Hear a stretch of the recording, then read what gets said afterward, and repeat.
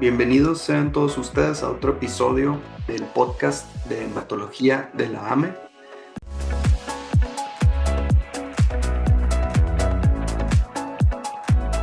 Hoy tenemos un invitado muy especial, es el doctor Efrén Montaño Figueroa, nuestro actual vicepresidente y también presidente de la Asociación de Anemia Plástica, y hoy vamos a hablar de esta enfermedad tan importante para nuestros pacientes y para nuestra población. Efrén, ¿cómo estás? Muchas gracias por estar aquí. Es un gusto, Andrés, ya sabes, siempre estar con todo esto de lo académico para la AME y sí, un gusto estar este día con ustedes para platicar acerca de anemia plástica. ¿Por qué no nos platicas un poquito primero de ti mismo? Digamos, dónde trabajas, a qué te dedicas, de dónde salió tu interés por esta enfermedad.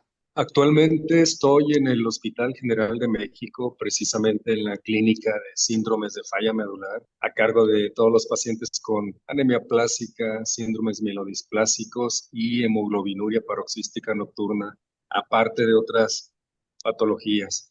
También estoy en Centro Médico Nacional La Raza, en el Hospital de Ginecobstetricia, viendo patología obstétrica, ginecológica, que tenga que ver con algo hematológico también. Esas son mis dos zonas laborales actualmente. Muy bien. ¿Y cuántos pacientes más o menos atienden en el Hospital General de México con anemia plástica en un determinado momento? Entre nuevos y seguimientos, que acabamos de hacer un censo para ver cómo les va a los pacientes, tenemos 42 pacientes, Andrés, y 1 a 2 por mes nuevos que se van integrando a la clínica de anemia plástica.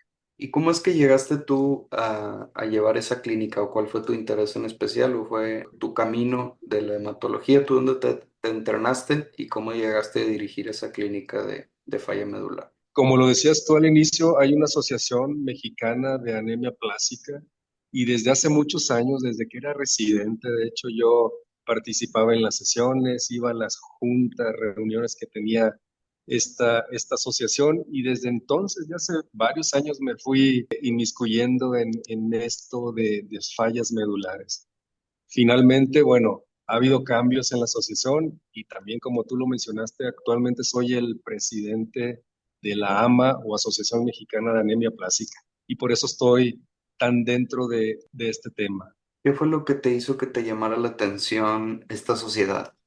¿Fue alguna experiencia profesional, algún caso de algún paciente? ¿O cómo fue que te fuiste metiendo ahí? Sobre todo, años atrás, pues no teníamos realmente muchos tratamientos disponibles para anemia plástica, que bueno, aparte del trasplante de células progenitoras, que sigue siendo el único curativo, pero no había mucha información sobre anemia plástica, como que era síndromes de falla medular, no hay tratamientos, no hay investigación y se quedaban a un lado de la hematología maligna, que siempre ha habido avances pues en todos sus ámbitos. Pero mucho tiempo esto de falla medular fue relegada, pero ha habido muchos avances tanto en el conocimiento de la enfermedad y sobre todo en nuevos tratamientos y bueno, eso me llamó más la atención, pues toda la investigación clínica, toda la investigación básica que se ha dado en estas patologías. ¿Podrías explicarnos a nosotros, al auditorio, cuáles son las causas principales de anemia plástica, o cuáles son los avances nuevos en la patogenia de la enfermedad? Desde el inicio se sabe que la anemia plástica, desde el famoso este triángulo de Dameshek, que lo describió muy bien hace muchos años, este doctor fue fundador de la revista Blood, por cierto, y que fue uno de los primeros artículos que publicó en esta revista que tanto leemos y nosotros seguimos como hematólogos. Bueno, desde entonces él, al describir los primeros pacientes con anemia plástica, él decía algo inmunológico ocurre en estas enfermedades. Y los unió tanto anemia plástica, hemoglobinuria paroxística nocturna y algunos pacientes con síndromes mielodisplásico. Y decía, tienen algo en común y es el sistema inmune. De hecho, hoy los conocemos como enfermedades de empalme porque en cierto punto etiopatogénico todas estas enfermedades se reúnen, pues tienen un mismo fondo etiológico o etiopatogénico en el sistema inmune autorreactivo. ¿Hay algunas novedades en el análisis genético de estos pacientes? Ahora con las nuevas tecnologías de secuenciación masiva, creo que se ha aprendido mucho sobre cómo digamos, estos pacientes que puedan tener algún problema germinal o alguna otra alteración genética de manera basal que no se había conocido previamente, ¿no? Desde luego, sobre todo en niños hasta el 70% de las anemias aplásicas o síndromes de falla medular puede tener un origen hereditario o congénito, como lo es la anemia de Fanconi precisamente. Y los pediatras hematólogos tienen esa gran función de hacer ese diagnóstico de una anemia plástica hereditaria, que es bien importante porque el tratamiento para estos niños con anemia de Fanconi es vital, sobre todo para evitar complicaciones tempranas de la enfermedad. Y entre más pronto se lleva un trasplante de células progenitoras, estos pacientes tienen mejor supervivencia libre de progresión y calidad de vida. Para anemia plástica, a excepción de las alteraciones del cromosoma 7, que nos dan información sobre todo de que puede progresar a un síndrome mielodisplásico o a otra patología de empalme, no hay como tal estandarizado la realización pues de un estudio de secuenciación masiva o de nueva generación para estos pacientes. Son importantes, por ejemplo, hay alteraciones cromosómicas, genéticas para síndrome mielodisplásico que son marcadoras y en ocasiones solo con esto podemos hacer el diagnóstico diferencial, sobre todo en esta variedad de mielodisplasia o la llamada actualmente neoplasia mielodisplásica hipoplásica con síndrome de falla medular o anemia plástica. Ahí sí requerimos de algunas pruebas moleculares o de cariotipo. Claro, es decir, para el diagnóstico tenemos que seguir haciendo cariotipo para descartar estos clásicos de SMD hipoplásico. También para los pacientes jóvenes hacer las pruebas de la fragilidad cromosómica o la de epoxibutano, pero en general no hay una indicación hoy en día para estudios de secuenciación masiva para hacer el diagnóstico de anemia plástica en todos los pacientes, ¿no? Está reportado, yo creo, cada vez más en todos los estudios, en todos los ensayos clínicos y puede orientar sobre la progresión clonal, pero no necesariamente tenemos que hacer un estudio de estos, como sí lo deberíamos de hacer en otras enfermedades mieloides como en la leucemia mieloblástica, ¿no? Es correcto, Andrés, totalmente de acuerdo. Sobre todo, te digo, en menores de 40 años lo refieren las guías, pero sobre todo en menores de 16 años sí está indicado hacer un estudio molecular, pero no realmente para adultos quienes tengan un cuadro clínico clásico, típico. Hemos visto ahora que recuerdo también en la clínica de síndromes de falla medular, incluso adultos que llegan a nuestra clínica con diagnóstico de anemia plástica o pancitopenia y que tienen otros tumores sólidos y a la edad adulta se ha hecho el diagnóstico de anemia de Fanconi, que igual para nosotros hematólogos adultos no es algo que nunca vayamos a ver pues o nunca vayamos a diagnosticar por primera vez y siempre debemos tenerlo en mente.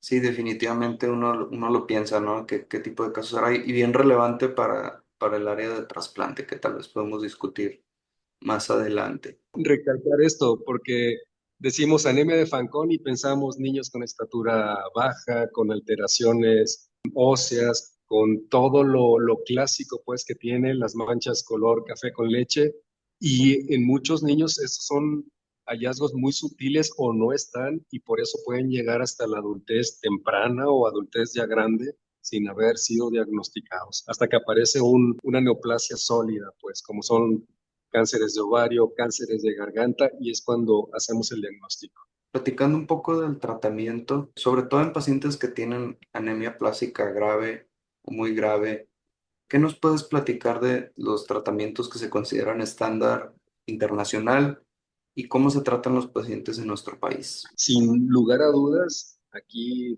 en México y en todo el mundo, la opción curativa para la anemia plástica es el trasplante de células progenitoras hematopoyéticas halogénico, claro está. Desde que hacemos el diagnóstico, debemos encaminar al paciente a un trasplante lo más pronto posible. Evitar que se infecte repetidamente, evitar que se hipertransfunda para lograr llegar al éxito pues con el trasplante.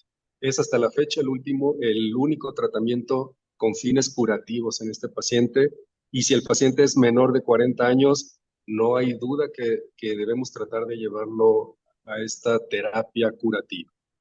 Y para otro grupo de pacientes, pues tenemos la terapia inmunosupresora, que también ha cobrado importancia, sobre todo, pues ya sabemos que en México, en países de Latinoamérica, el acceso al trasplante no es tan rápido como deseáramos para todos los pacientes. Y bueno, esta es otra opción. Platicabas justo este problema del acceso, ¿no? El ideal pues es hacer estudios de HLA a todos los pacientes de manera inmediata, empezar por los hermanos, hermanas de los pacientes, pero bueno, a veces el problema empieza desde el laboratorio, ¿no? Que en algunos hospitales pues no se tiene acceso a estas pruebas de compatibilidad o que se tienen que realizar en otras instituciones y los pacientes tienen que pagar las pruebas, ¿no? No sé cuál es tu experiencia buscando un trasplante para estos pacientes. Así es, correcto, no todos los centros, hospitales están disponibles. Nosotros cuando hacemos el diagnóstico de anemia plástica, incluso independiente de la edad actualmente, es parte del protocolo realizar las pruebas de HLA para buscar un donante y tenerlo listo para lo más pronto posible para el paciente. Los residentes están entrenados, pues si saben, anemia plástica, vaya por sus pruebas de HLA de forma inmediata. Cuando estamos hablando de un donante, te refieres principalmente a donantes HLA compatibles, ¿no? A hermanos. Así es, comúnmente, hermanos. Hemos encontrado en la mayoría de nuestros pacientes, por suerte todavía, que tienen varios hermanos y alguno de ellos es donante compatible para hacer la donación pues, de células progenitoras y el trasplante. Más o menos uno de cada cuatro, digamos, puede tener un hermano compatible, es decir, 25% de probabilidades con cada hermano estudiado. Eso significa que la gran mayoría de los pacientes con aplasia no tienen un donador 100% compatible, ¿es correcto? Es correcto, y más que ahora que las familias también en México ya no son tan extensas como los tenían nuestros abuelos, tatarabuelos o papás que tenían más de 6 hijos. Yo tengo 5 hermanos y bueno, la posibilidad es mayor de encontrar un donante. Pero ese 25% pues se disminuye si el paciente tiene 1 o 2 hermanos, e incluso hay pacientes que son hijos únicos y ahí pues tenemos que hacer una búsqueda de un donante en algún centro pues que se dedica a esto, a recolectar personas que puedan donar médula ósea o células progenitoras para los pacientes. Y hablando de este tema, le diríamos al auditorio que existe ya VideMatch México, que es un registro americano del NMDP, National Marrow Donor Program en Estados Unidos, y que desde 2017 ha estado en México creando una porción mexicana de este registro de donantes no relacionados y que de acuerdo a las guías y las recomendaciones internacionales, pues es un donante, un candidato, un donante no relacionado 100% compatible. Si bien, así como hay problemas de acceso para los HLA, inclusive para pacientes con un donante idéntico, es difícil llevarlos a trasplante en nuestro país, pues no se diga para un donante no relacionado, ¿no? Hay un montón de problemas regulatorios, problemas burocráticos, de reembolsos, de costos, que hace que sea muy, muy complicado hacer este tipo de trasplantes. No sé cuál sea tu experiencia.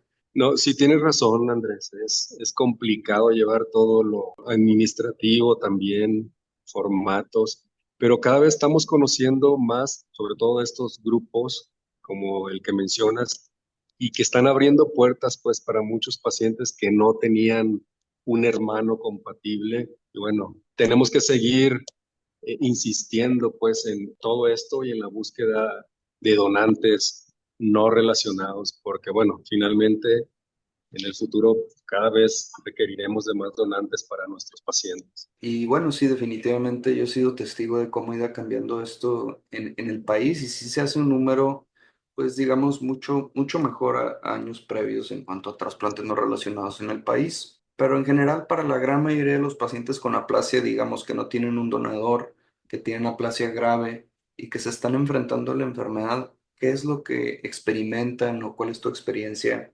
siendo testigo digamos, de la evolución clínica de estos pacientes? Pues sabemos que la característica de esos pacientes es la pancitopenia, de hecho, pues es parte del diagnóstico diferencial.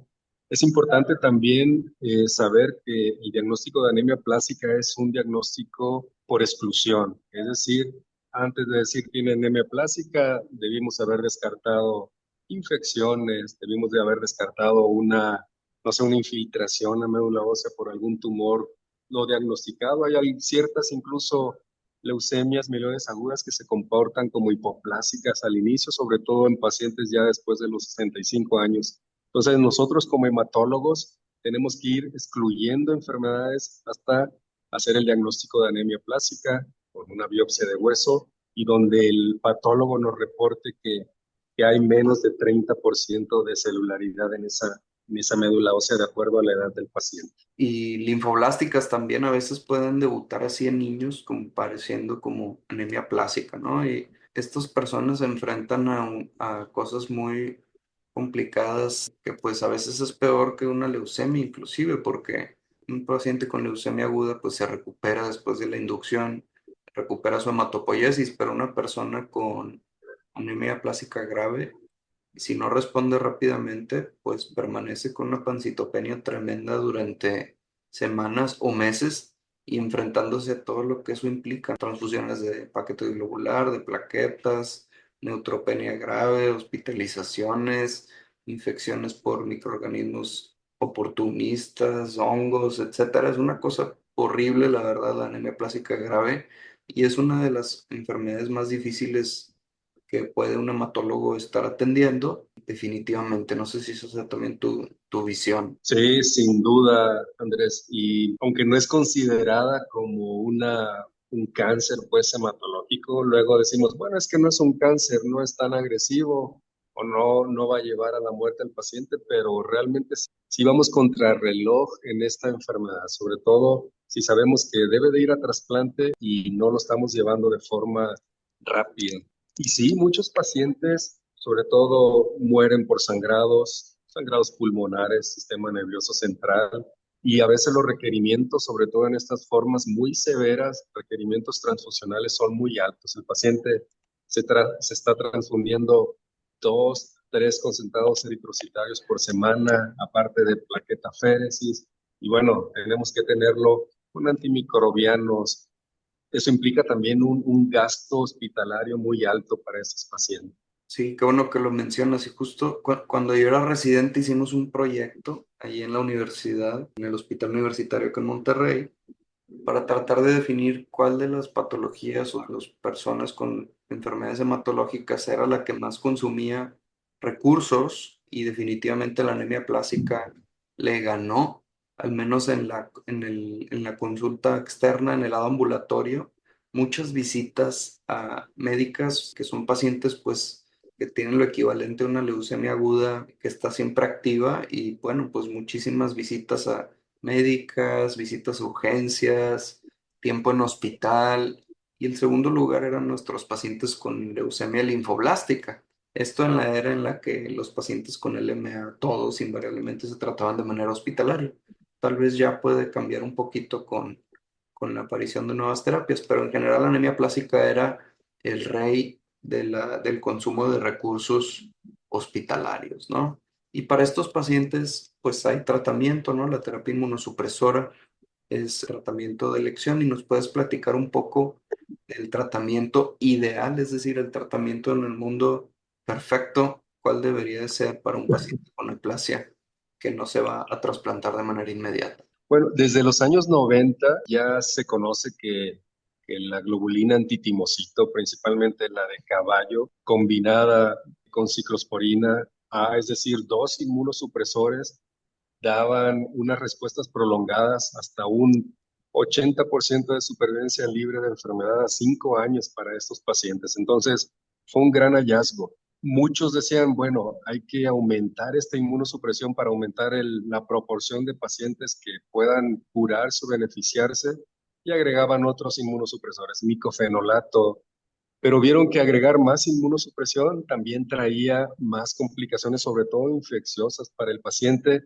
y unas recuperaciones hematológicas muy prolongadas que al final tenían sangrados, seguían con los requerimientos transfusionales y bueno, no funcionó pues esto de agregar mayor inmunosupresión.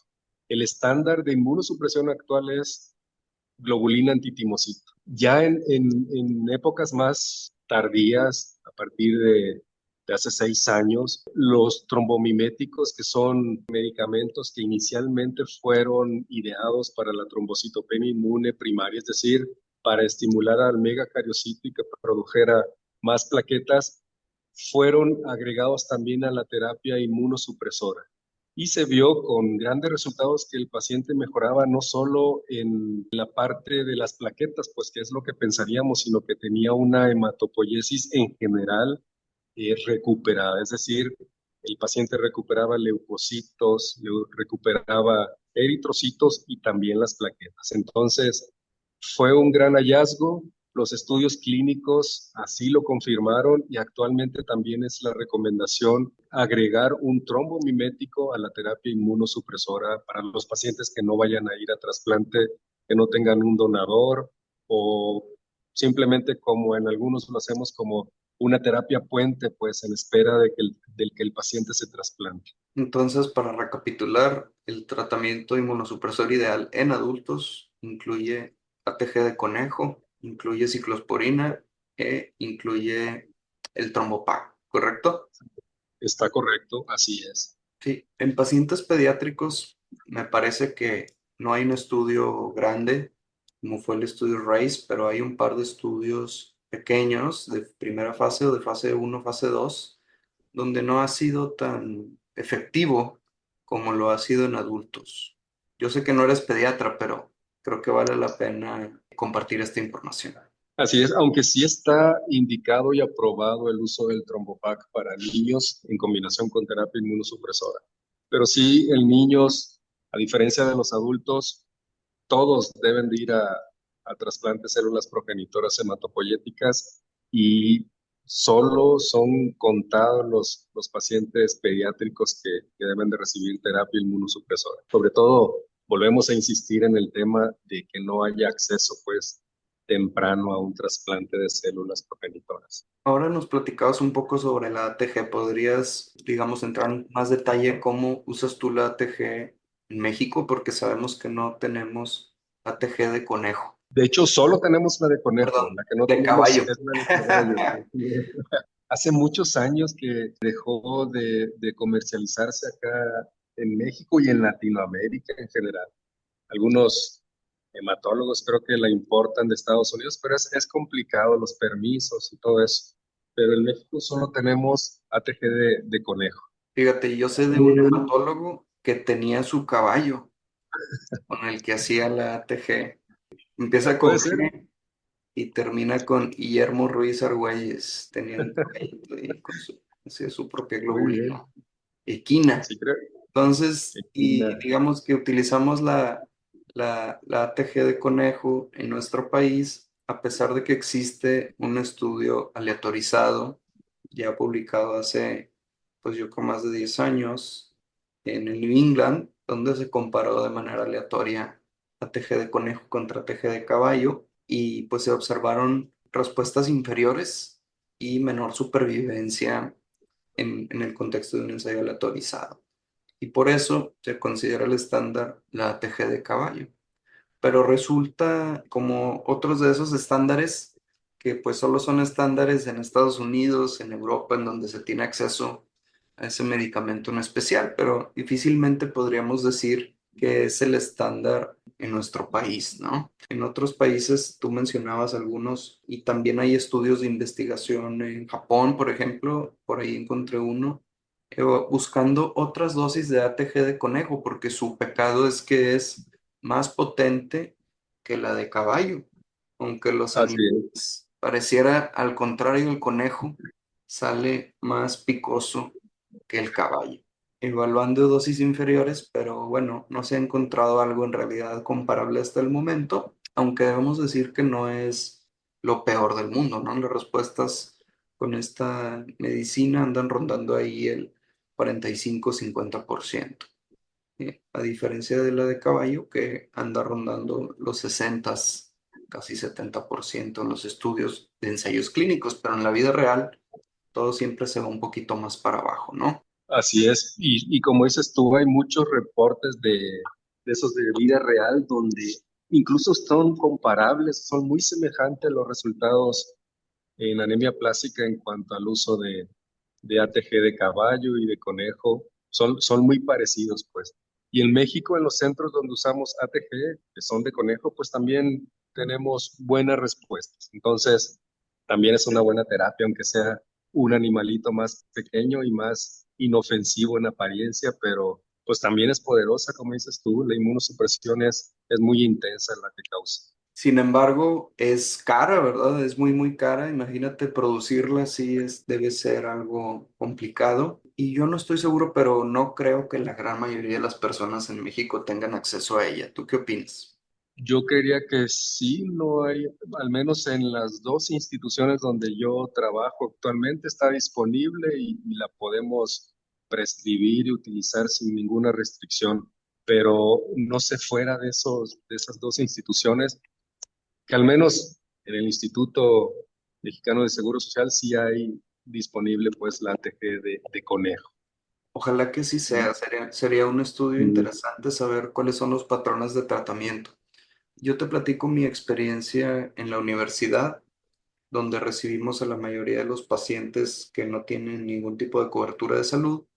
Y el tratamiento que reciben más frecuentemente es ciclosporina con algún andrógeno, ¿no? Es decir, por mientras, esa es probablemente la terapia que se usa con mayor frecuencia, aunque pues no está lejos de ser lo ideal, ¿no? De hecho, mucho tiempo, muchos años, sobre todo en Latinoamérica, en México, se utilizaron los andrógenos y está indicado para aquellos que tienen acortamiento de telómeros asociado a anemia plástica, Andrés, y que es un estudio que incluso, por ejemplo, en Estados Unidos, en Europa, a todos los pacientes con anemia plástica le hacen eso del acortamiento de telómeros y tiene valor pronóstico para ver incluso si va a responder a terapias menos intensas, por ejemplo, una inmunosupresión con un andrógeno como danazol, que no lo hacemos acá en México, pero para algunos pacientes sí tiene respuestas, quizá no respuestas completas, pero respuestas parciales, sobre todo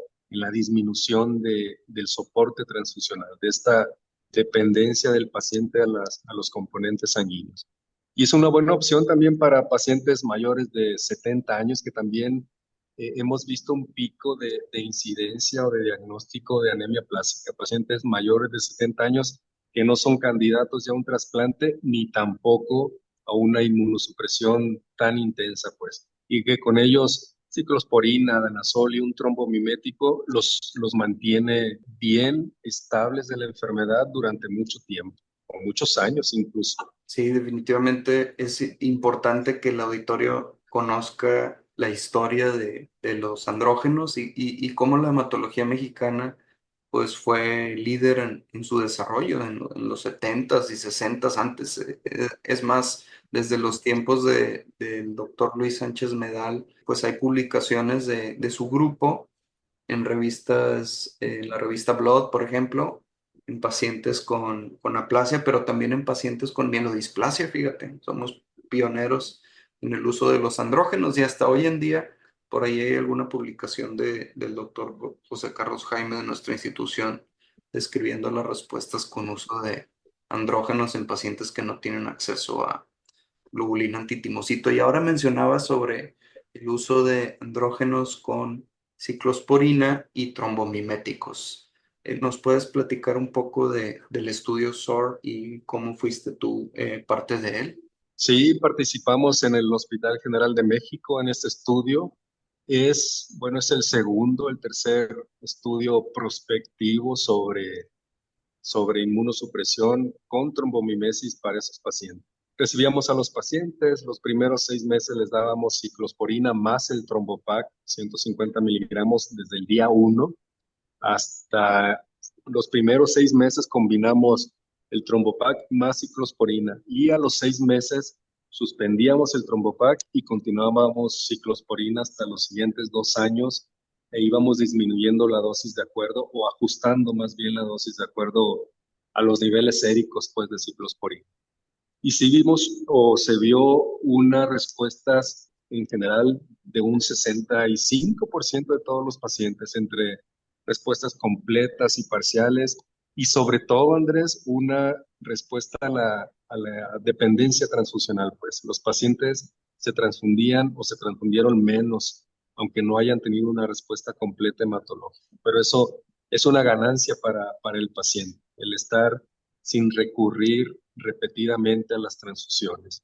Definitivamente, más allá de las definiciones estrictas, ¿no? Una respuesta completa, por ejemplo, que es tener más de 10 de hemoglobina, más de 1000 neutros y más de 100,000 plaquetas, pues qué diferencia hay si tiene el paciente 9,9, 900 neutros y 99,000 plaquetas, ¿verdad? O sea, probablemente ninguna. Así, Lo más valioso es no estarse infectando y no tener dependencia transfusional.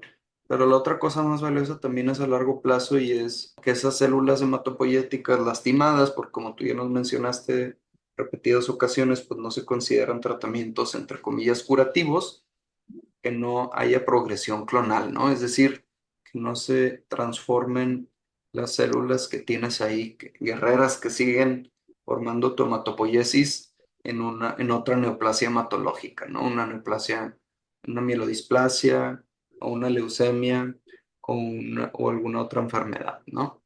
y es el temor más grande, sobre todo con una inmunosupresión muy intensa como con las globulinas o que damos varios ciclos de inmunosupresión, que el paciente tenga esta famosa o tan temido escape clonal.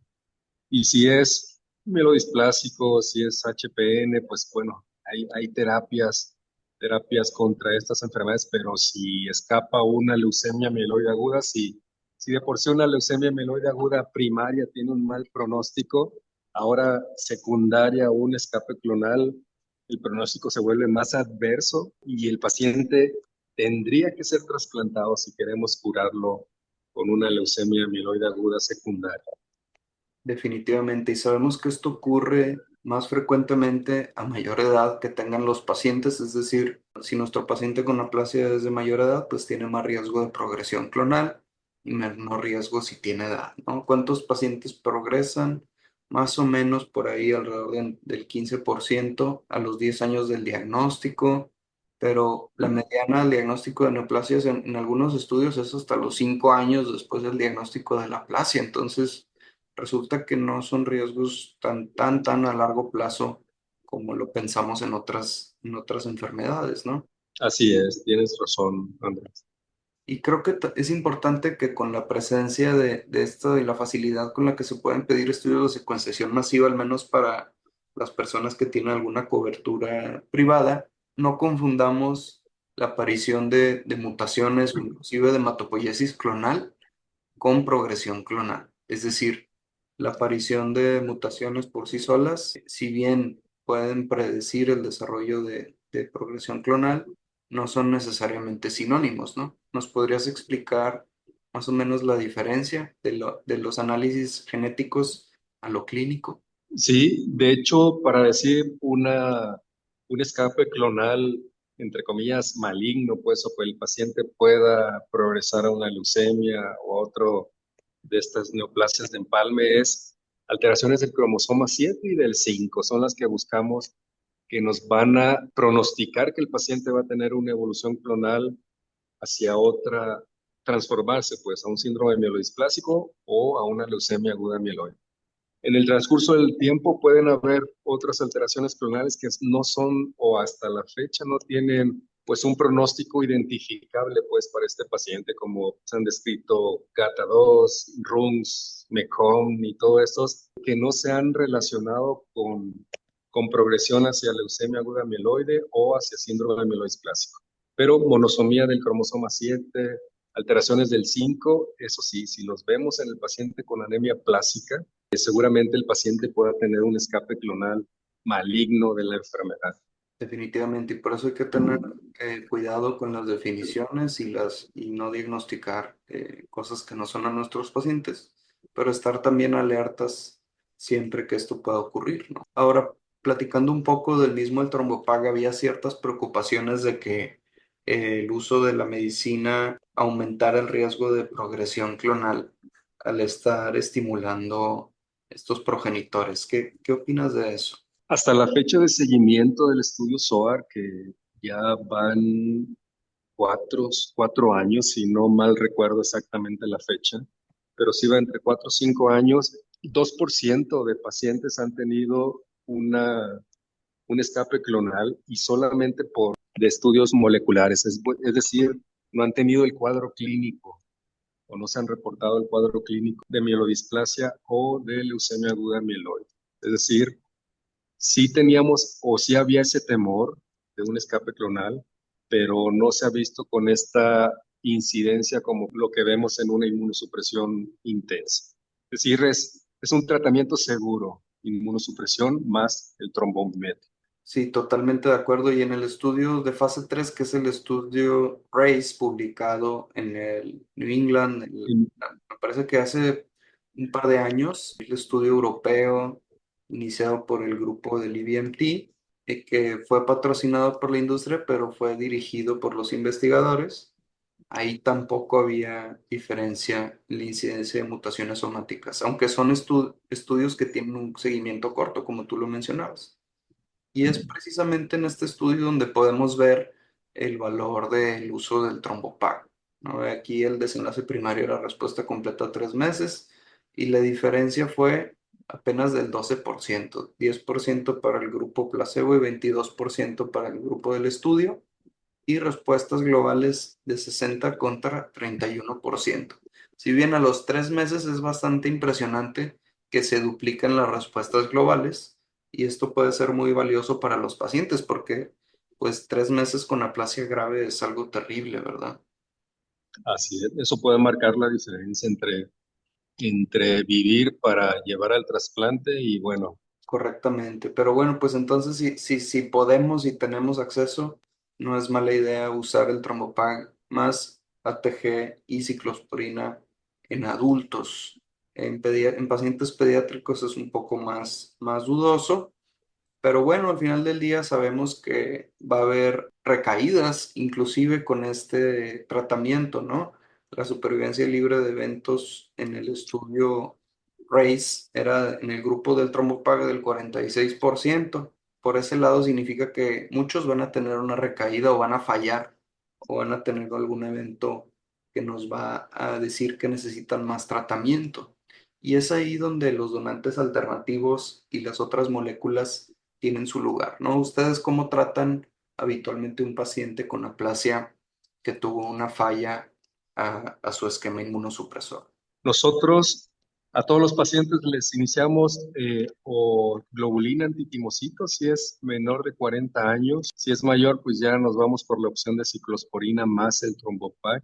E igual a los menores de 40 años, pues irlos con la mira, pues, de que vaya un trasplante de células progenitoras. Pero esos son nuestros dos tratamientos que llevamos en el hospital. ¿Y qué nos podrías decir de aquellos pacientes que tienen una falla o una recaída al tratamiento de primera línea? ¿Cómo tratan ustedes a los pacientes cuando ocurre este evento en su institución? Si se tiene una recaída, el siguiente tratamiento debería ser nuevamente el trasplante de células progenitoras. O si es un adulto, sobre todo un adulto después de los 60 años, podemos intentar otro ciclo de inmunosupresión para esos pacientes. Pero más allá de 2 terapias de inmunosupresión ya no es recomendable. Totalmente de acuerdo. Y bueno, pues es justo la duda que existe en el campo, en qué momento debemos de pensar en estos donantes alternativos, ¿no? En la era de los trasplantes haploidénticos hay resultados muy interesantes sobre el uso de este tipo de donantes en recaída, pero también en primera línea. Una publicación reciente del grupo de Johns Hopkins nos muestra datos de supervivencia a largo plazo muy prometedores y muy positivos utilizando este tipo de donantes en la primera línea del tratamiento. Y justo es porque los pacientes que tienen aplasia pueden desarrollar anticuerpos contra sus donadores sobre todo aquellos que no son 100% compatibles. ¿Por qué los desarrollan? Pues primero porque tienen un sistema inmune muy alerta y segundo por las transfusiones, ¿no? Sabemos que en México es un país prototipo para la donación de sangre familiar y que casi no tenemos donación altruista, desafortunadamente, y por lo tanto muchos se van a sensibilizar para los alelos HLA que se comparten en sus familias y casualmente puede ser uno de esos alelos los que tiene su único donador. Y cuando un paciente desarrolla anticuerpos anti-HLA, cuando están en suficiente cantidad o pueden activar el complemento, pues las probabilidades de que un trasplante fracase son muy, muy altas al grado de que la mayoría de las veces no es recomendable ni siquiera intentarlo. Entonces, es un tema bien, bien interesante cómo pensamos en que si los pacientes pueden perder su oportunidad de trasplantarse por estar intentando otros tratamientos que pueden a veces no funcionar. No sé cuál sea tu visión. De hecho, los trasplantes haploidénticos, Andrés, pues están tomando mucha cabida acá en México, Latinoamérica, precisamente por esa falta de donadores HLA 100% compatibles y es una opción. Ya ves que al inicio era temido también el haploidéntico por la menor posibilidad de injerto, por la mayor posibilidad de infecciones o complicaciones. Ya también se ha mejorado mucho, sobre todo el tratamiento de soporte en los pacientes con trasplante haploidéntico y también pues eso ha llevado a que cada vez se utilice más y también en pacientes con anemia plástica. Hay muchas publicaciones ya de pacientes con anemia plástica que se han tratado con un trasplante haploidéntico y como bien mencionabas tú, los resultados son prometedores para este grupo de pacientes que no tienen un donante compatible. En México no estoy seguro si ya se hacen haploidénticos para pacientes con anemia plástica.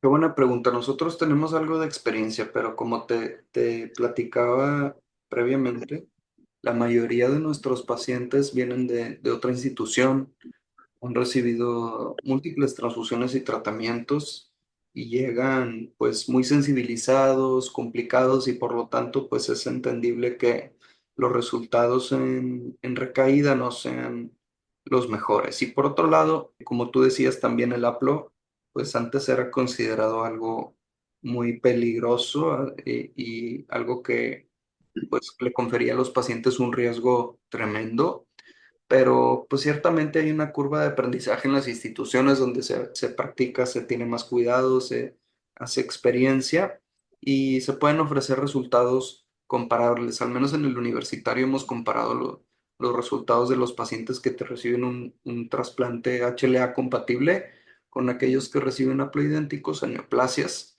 y los resultados son prácticamente lo mismo, no hay ninguna gran diferencia. En aplasia es un área muy especial porque tenemos que inmunosuprimir mucho a los pacientes. Históricamente, el acondicionamiento para pacientes jóvenes era con ciclo 200 por kilo, seguido de ciclosporina o metotrexato, pero esto es algo pesado para un adulto mayor. Después empezaron los trasplantes con fludarabina y otros medicamentos como la ATG misma, que se utiliza y es recomendable utilizar en los acondicionamientos. Y dosis bajas de irradiación corporal que no son mieloablativas y le permiten a los pacientes injertar sin mayor toxicidad orgánica y sin las toxicidades grandes que tiene la ciclosporina la ciclofosfamida, perdón, a esas dosis. Digamos que esto de que si tiene menos de 40 años le voy a hacer un halogénico y si tiene más de 40 le voy a hacer inmunosupresión, ya es algo del pasado. Se siguen escribiendo muchos artículos de revisión en esa forma, pero hoy en día tenemos una visión mucho más holística de los pacientes, sobre todo cuando pensamos en trasplante con el tema de la evaluación de la edad biológica más que la cronológica y bueno, de la institución en donde se está y si se tiene experiencia trasplantando pacientes más añosos y también si se ha implementado con éxito el esquema de Baltimore, que es esto de los haplos, una manera muy especial de hacerlo con mucha inmunosupresión, pero sin ninguna quimioterapia intensa, ¿no? Y platicando brevemente cómo se hace esto, es 2 días de ciclofosfamida 14,5 por kilo, 5 días de fludarabina, 4 grays de irradiación corporal total si el paciente es de nuevo diagnóstico y 2 grays si ha recibido tratamiento inmunosupresor previo, seguido de la famosa ciclofosfamida post-trasplante con un injerto de médula ósea, que esa es harina de otro costal, que en México y Latinoamérica se sigue utilizando mucha sangre periférica que tiene pros y tiene contras, pero bueno, en la era de la ciclopost todo está otra vez en juego, en fin. Entonces es una gran herramienta para tratar pacientes, como tú lo mencionabas, hay que tratar de llevar todos a trasplante y bueno, quién sabe en el futuro, ¿tú qué opinas? Sí, hay algunos estudios de secuenciación de tratamiento y estos resultados del Johns Hopkins se pueden generalizar a otras instituciones. ¿Tú crees que en México y en el mundo en general haremos muchos más trasplantes haploidénticos para pacientes con aplasia desde el inicio? Yo creo que sí, Andrés. Eso así se vislumbra pues el futuro para esos pacientes y que pues sea más accesible y más expedito un trasplante haploidéntico sin esa espera pues por un donante donde el paciente no tiene un familiar compatible y en lo que se hace una búsqueda nacional o internacional de un donante puede hacerse un haploidéntico que siempre habrá, ya sea el padre, la madre o uno de los hermanos, siempre tendrá un donante. Yo creo que sí es un buen procedimiento para los pacientes con anemia plástica y pues ojalá y también nosotros mejoremos sobre todo en el soporte médico que lleva alrededor del trasplante y disminuyamos las complicaciones relacionadas al propio trasplante y que beneficien al paciente. Totalmente de acuerdo y que podamos mejorar también la ruta de acceso. Creo que es un área en la que podemos trabajar y la aplasia es una excelente enfermedad para empezar. Primero porque es una urgencia, segundo porque no son tantos y tercero porque pues es muy dramático lo que logran por los pacientes, ¿no? Hay un esfuerzo donde está involucrado la Sociedad de Trasplante, la AME y diversos actores nacionales, Vidematch, etcétera, para tratar de mejorar la ruta de acceso al procedimiento en nuestro país. Y creo que sería bueno incluir también a la sociedad, a la Asociación de Anemia Plástica, puesto que son seguramente de los más interesados en que esto se lleve a cabo, ¿no? Sí, correcto. Y un buen punto para hablar sobre la AMA, pues, la Asociación Mexicana de Anemia Plástica, que está dentro de la Asociación Nacional de Enfermedades Raras, porque se considera una enfermedad rara la anemia plástica. Entonces, también tenemos dentro de la AMA la Asociación de Niños y Familiares con Anemia de Fanconi, que les brindan asociación sobre todo entre pacientes, entre enfermos, no tanto médico, pues, sino discusión entre ellos, cómo te va, cómo estás. Y eso les da también seguridad a los pacientes que a veces por su mismo padecimiento tal vez no juegan con otros niños, con otros de su escuela y ahí, bueno, ahí tienen una oportunidad para compartir experiencias con otros pacientes. Les invito también a acercarse a la AMA. Tenemos nuestra página de Facebook y nuestra página oficial y ahí tratamos todos los temas de síndromes de falla medular. Anemia plástica, displasia, HPN. Tenemos las sesiones y bueno, mucho que por informar en esta asociación. Pues muchas gracias por la información y bueno, seguramente podremos hacer mucha mancuerna con la AME. Y bueno, ¿algún mensaje final que le quisieras compartir al auditorio? Pues que tenemos ya nuevas terapias disponibles para el paciente con anemia plástica y sobre todo la referencia oportuna a un trasplante de células progenitoras hematopoyéticas para estos pacientes, que sin duda representará el punto entre una vida larga para el paciente, una vida con baja calidad de vida, valga la repetición, con transfusiones. Entonces, entre más pronto lo enviemos a un trasplante, mejor le va a ir al paciente. Perfecto, totalmente de acuerdo, mi estimado Efren. Y bueno, pues muchas gracias por estar aquí. Este fue el podcast de hematología de la AME y pues nos vemos a la próxima.